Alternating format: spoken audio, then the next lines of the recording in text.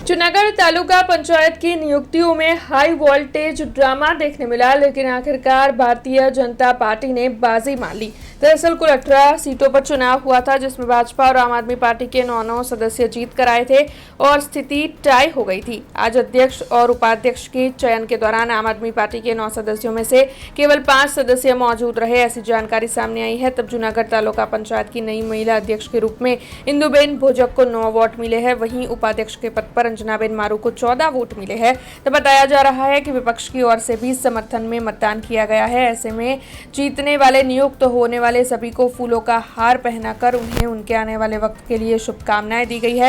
तब इस बारे में ज्यादा जानकारी जूनागढ़ के प्रांत अधिकारी चरण सिंह गोहिल की ओर से दी गई है।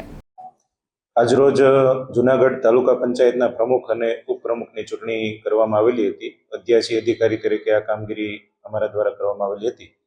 એમાં જે પ્રમુખ અને ઉપપ્રમુખ છે એમની ચૂંટણી કરવામાં આવી। પ્રમુખ છે એમને 9 મતો મળેલા છે અને એમને પ્રમુખ તરીકે ભોજક ઇન્દુબેન અનકભાઈ એમની વરણી કરવામાં આવેલ છે।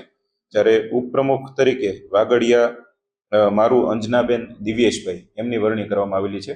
પ્રમુખ પદના ઉમેદવારને 9 મતો મળેલા છે અને ઉપપ્રમુખ પદના જે ઉમેદવાર હતા ભારતીય જનતા પાર્ટીના એને વિપક્ષ તરફથી પણ સમર્થન મળતા 14 મત મળેલા છે અને તેઓ વિજેતા જાહેર થયેલ છે। આ બંને ઉમેદવારોને શુભકામનાઓ અને શુભેચ્છાઓ પાઠવીએ છીએ। આમ આદમી પાર્ટીના કુલ 5 સભ્યો હાજર રહેલા હતા। ભારતીય જનતા પાર્ટીના તમામ 9 સભ્યો હાજર રહેલા હતા।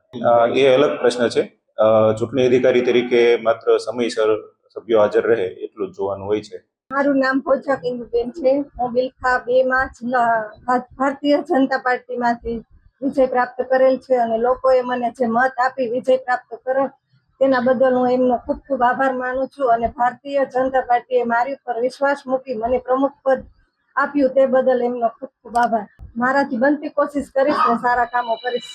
हमसे जुड़े रहने के लिए हमारे YouTube चैनल को सब्सक्राइब करें और नई वीडियो की नोटिफिकेशन के लिए बेल आइकॉन को दबाएं।